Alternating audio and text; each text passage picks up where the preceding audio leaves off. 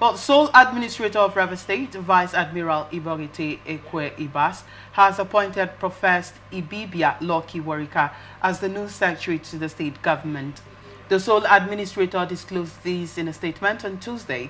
His Excellency Vice Admiral Ibok-ete Ekwe Ibas, retired CFR, the administrator of River State, is pleased to announce the appointment of Professor Ibibia Worika as the new secretary to the River State government, SSG, the statement disclosed. His appointment follows careful consideration of his credentials, extensive experience, and performance during the rigorous selection process. Professor Worika's distinguished career spans academia, international legal practice, and high-level policy advisory roles, making him uniquely qualified to support the administrator in the onerous task of achieving Mr. President's mandate. His appointment takes immediate effect. Professor Worika's appointment reflects the administrator's commitment to harnessing the great human capital of the Rivers people, to work with him to achieve the much-needed peace, stability, and security, it added. ATN reports that it is the first crucial appointment made by the sole administrator after his appointment on Tuesday, March 18, 2025, following the declaration of a state of emergency in Rivers State by President Bola Ahmed Tinubu in a nationwide broadcast. Meanwhile, the head of the Rivers State Civil Service, Dr. George Nweke, who served under the suspended governor, resigned on Tuesday. Interesting. Comrade Kingsley, I would like to get your reactions to, the sole administrator of River State has begun his, his duty, responsibilities that has been, installed upon him by the President Bola Ahmed Tinubu, and he's beginning with appointing Worika as the new SSG. I'd like to get your reactions to that. Okay, my candid opinion would be that he did, for now, he did the right thing. The reason being that that office should not be left vacant. You understand, because it has functions that needs to help the government run its activities daily. So if you let that office to stay without an officer occupying that place, or the secretary of the state occupying that place, you will virtually be leaving some lacuna that may cost the state some setback. So it's not a bad idea in any case. All right, so looking at the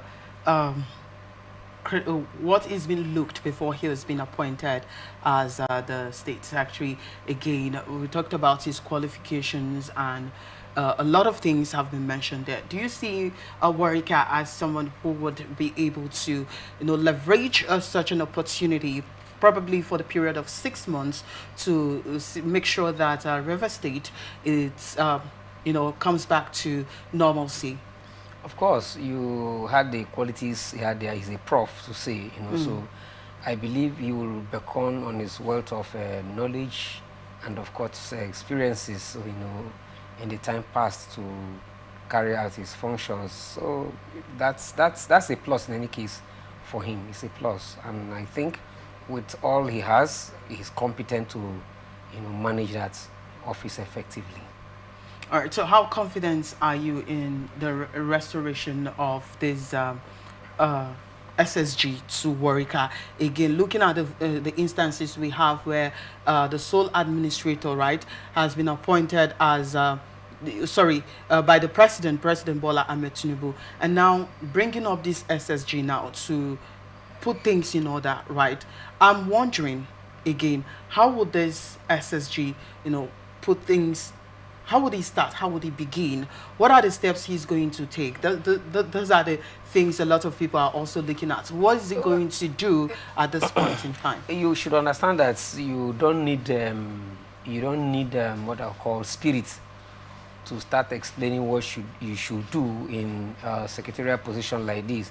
For instance, you had the qualities he had. He has also held some key positions in life, in the time past. In fact, for him to be a prof in any case, to come to that level, it's not a small boy. It's not an easy thing. So he has passed the hurdles that should, qualify him to be the SSG of Rivers State. And then again, whoever they are appointing to be SSG, whether in the democratic setting or in this state of emergency setting, you really must have the qualifications for. So you don't need any special thing like taking you through schools or taking you through lecturing and all of those things. You must have, have the knowledge, the pre-knowledge of such things, and you must have a tested and trusted evidences in any case. That's why you saw all the real ad concerning Professor Ibibia, to make you understand that we didn't just pick, or rather he didn't just pick anybody, but somebody who is competent for the job. So for me, I have confidence in that. And again, he saw him as somebody who will help him get this job done. So he should have more confidence in him than even me. His confidence in him should be more than what I should have. But for me, I said, if he has said this man is good enough and he trusted his, capacity to handle that office, then I also believe so. Okay, so just yesterday, funds, local government allocations were released to the sole administrator that has been withheld for quite a long time, and it was eventually released to him yesterday. In all of this, how do you think these funds will be effectively utilized to manage the situation for the period of 6 months? You make it look like the sole administrator does not even know what he should be doing or what he should do. Otherwise, I was trying to get your perspective actually to see. Yes. Oh, there's nothing bad, suggesting, saying that, this is how I feel the funds would be. Yes, you understand? Yes, I know. I know. Put into use, yes, right? I know why I said so. The reason I said so is that every state or every government, every life existing has principle. Okay. And so every state governance has principle. And when you come in, you just fit into the principle. So the methodology and the know-how to get across to everybody in terms of payment and disbursing funds for each parastatals is already there. So it's not something you're coming to start afresh. You understand? So managing the fund wouldn't be a problem at all. If it was there already, it was there for the governor, for the House of Assembly members, as well as other people who are responsible for, managing those funds. But now we are having a different body come to play. That's why I'm asking. It's definitely going to be different from, the ones we had. Well, the only thing I have to tell here is this: they didn't dissolve the ministries, all the ministries. Of course. Yes. So funds are spent through ministries. Funds are spent through ministries. That's why you don't see governor spending money, just by himself, all alone. No. Ministries put up their budgets and bring. That's what the executive deliberates on and then look at it. And that's what you call the appropriation budget for any year.